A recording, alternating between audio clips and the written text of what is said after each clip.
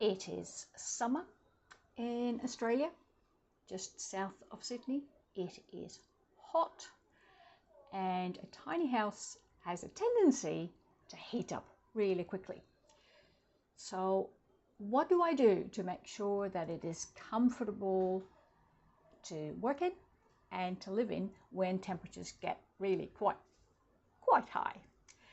Hi, I'm Anna Marika, and if you're new to this channel, I make videos about living in my tiny house on wheels and go through how I managed to live debt-free and have a comfortable retirement for the future without worries about money. One of the challenges about a tiny house is that it really heats up very quickly. It's much easier to keep it warm in winter, and I'll do a separate video about that at some point, but really in summer it can get hot really quickly. And although I have the tiny house wired for air conditioning, I have not installed a proper air conditioner yet.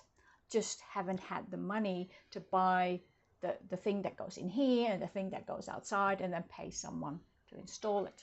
So in the meantime, I have to have other strategies to keep it pleasant inside because I work here and I live here. So I'm basically here all day.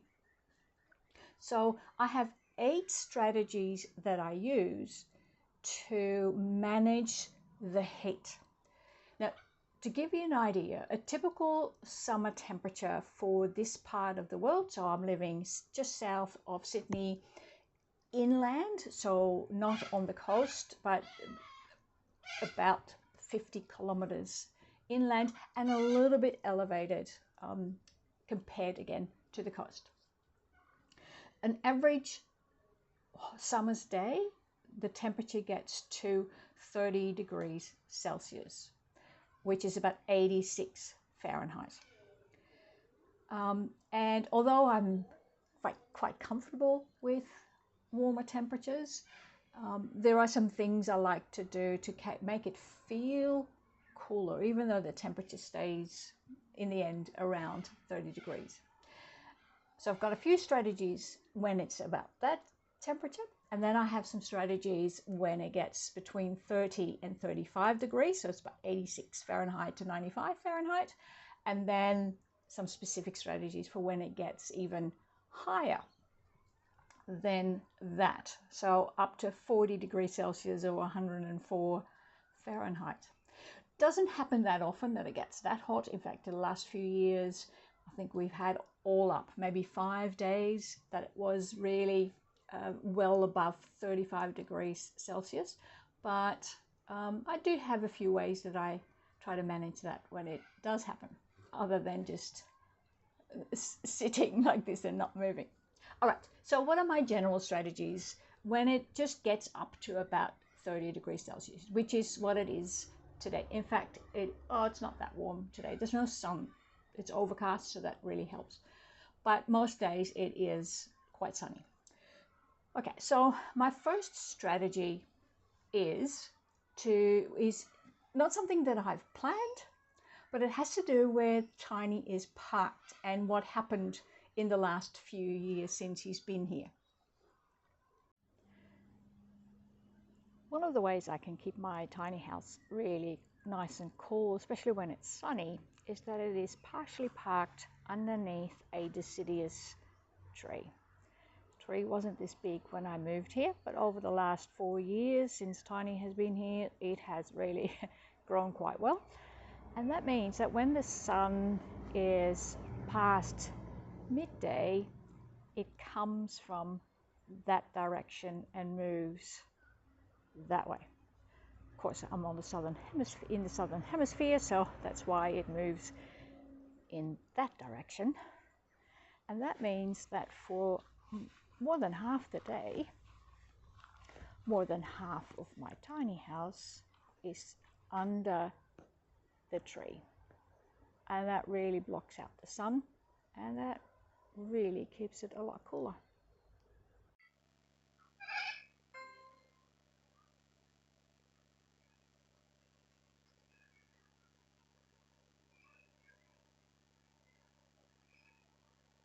Okay, so one strategy clearly is having it parked under a big tree, which really blocks out a lot of the sun when the sun comes up, when the sun is overhead.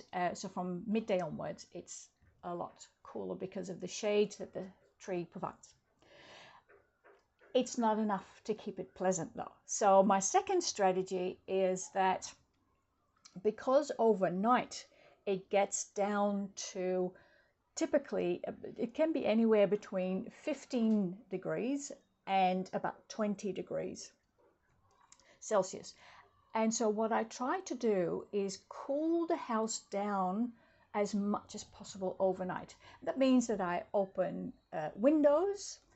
I have windows in the lofts that are open, but also downstairs, so that a lot of the cool air can come in. So when I get up in the morning, it then is somewhere between like 18, 19 or 20 degrees Celsius, which is a nice cool way to start the day. And that means that it stays cooler for longer. At some point, the temperature will go up, but start off the day on a cool note, if you like. And then if I can't have all the windows open overnight, because if it rains, the windows on the sides, for example, that window, but also my kitchen window, can't be open because the rain will just come straight in. So if I haven't had those windows open a bit, then I open those as well. And I open all the windows completely, including my French doors. So I open everything up to create a really good cross breeze. And because I have a skylight up in the loft, bedroom loft, I also open up the skylight, so then the hot air that rises, it can go out through the skylight. And then usually around midday, when temperatures start to hit sort of 27, 28 degrees Celsius, I also put on a fan. Now the fan stands on my dining table, and I point it towards where I work. So this is where the fan then stands, on my dining table, and I'm currently standing at my desk, and so I've got it really pointed at myself, and that gives it even more of a sense of a cross breeze.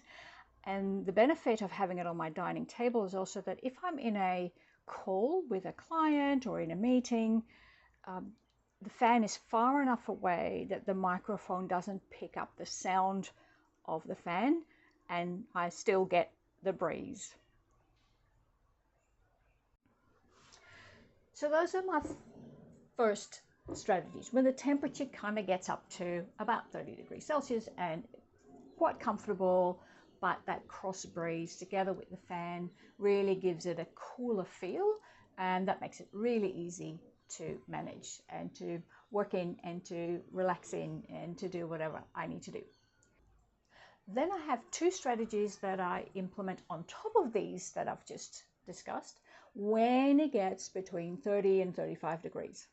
That's where it can get a little bit uncomfortable if I don't do something. And as I said, I haven't got a proper air conditioner, so I have to do some other things. So I still do the same thing, try to cool it down as much as I can overnight. I open up all the windows in the morning to get a good cross breeze and have the fan on. And then when it hits around 26 degrees Celsius or 78 Fahrenheit, I close all the windows and all the blinds and the doors. I'll only keep the bathroom window open just a tiny bit and my loft bedroom windows a tiny bit. I do not have the skylight open, and I have the fan on. And what that does, it stops the hot air from outside coming in. When it gets up to 30 degrees, the inside and outside air are kind of the same, but when it gets above that temperature, then the inside, I want to try and keep it cooler than outside. So I don't want to get hot air into the house. So that's why a bit earlier, it's usually mid-morning where I close everything, and I find that the blinds, because it's when it gets that hot, it's typically sunny, so the blinds block the sun coming in. It gets a bit dark and a bit sort of closed in, but with the fan going, the temperature stays quite nice. If the fan on my dining table is not enough, I have a tiny little desk fan that I might set on the other side of me, and then that creates a nice cross breeze. And then I monitor the temperature, and as soon as the temperature outside gets cooler than inside, then all the windows and all the doors and everything goes open again, so then I can get cool air coming in. So that's when it gets up till about 35 degrees Celsius. And then we have the days where it gets really, really uncomfortably hot, when it gets over 35 degrees Celsius. As I said, we've had, in the last couple of years, since I've lived here, I've had, I think, 4 or 5 days like that. If I can, I leave the house, but I have a cat, Oreo, so I still need to make sure that the house stays fairly cool. So when there's the prediction of those temperatures, I do the same as before. I try and cool it down as much as I can overnight. Then I have, when I get up, everything open. I monitor the temperature. As soon as outside reaches, inside reaches about 25 degrees Celsius, everything closes. Windows closed, blinds closed, and then I have a separate setup to cool down the air more and to keep the house cooler. But it makes a lot of noise, so I try not to use it if I don't have to, but it is a great option. And that is, I have a portable air conditioner, and so let's see how I set that up when it's absolutely necessary. So this is how it's set up. So that's the portable air conditioning unit that now lives on the spare loft. That used to be the loft where my daughter slept. And it's set, if you see up here, there's little louvers, and they're pointing downwards and towards the kitchen where I'm standing at the moment. And that blows cold air right towards the kitchen. And if I leave it at that, then the kitchen gets nice and cool, but not the area where I work or sit, which is under that loft. So I have a second component to this improvised air conditioning system, and that is that I put my fan on the opposite in the opposite direction, so on my stairs. And what happens is that when the cold air blows down, the fan catches it and blows it under the loft into the living area and the work area. And that works a treat. I used to have the air conditioning unit set up in that corner, and besides the fact that it took up a lot of space, it would blow in this direction, which meant that the living area was nice and cool, but every time I walked to the kitchen and walked past the unit, which is now up there, I would hit the hot air that was in the kitchen and in the bathroom. Whereas if the air coming from up there is blowing down, and it is moved from there towards the living area, there's still enough cold air coming into the kitchen and the bathroom. So the entire house is much cooler as a result, and it works quite well actually. So that setup keeps the house on the inside with the aircon and the fan going, keeps it about 10 degrees Celsius cooler than it is outside. And when you get up to 40 degrees Celsius, that means that the inside is still 30, which I find fairly comfortable. I'm probably better with heat than I am with cold. And because of the fan, there is air movement and it doesn't feel too stuffy. Now, while all that is going on, I definitely, because the air conditioner is upstairs, it is noisy, but if I do have a meeting, it's not too bad. So I can still be talking to people, and the microphone that I use kind of blocks out that sound enough that they don't go, what is that noise?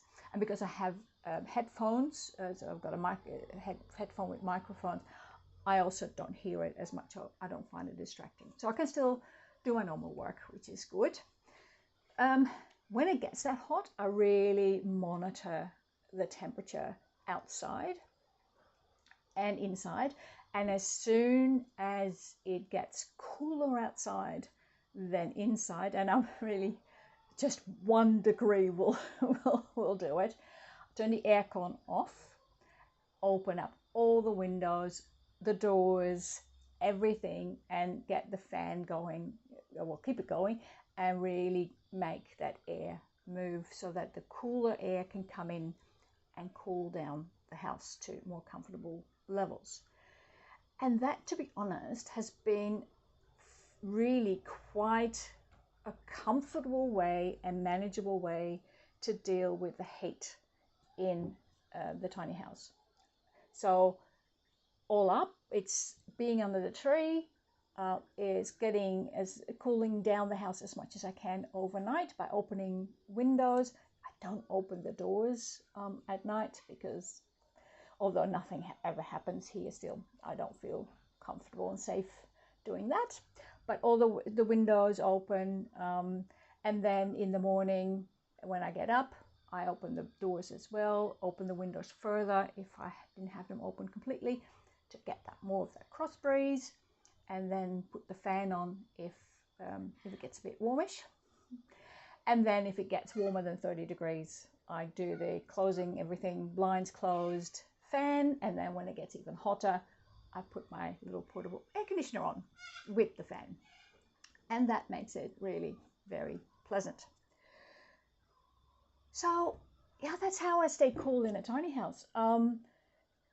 I'm happy that it is easier to warm than to cool, because I am much better with heat than I am with cold. I will do a separate video about how I warm up the house in winter, because it does get below freezing here. Not majorly, but still it can get quite cold. So I do need to do some things to warm up the house, but that's a whole different video. Next week, I'm going to tell you exactly what building my tiny house cost me and how I financed it. So I'll see you then.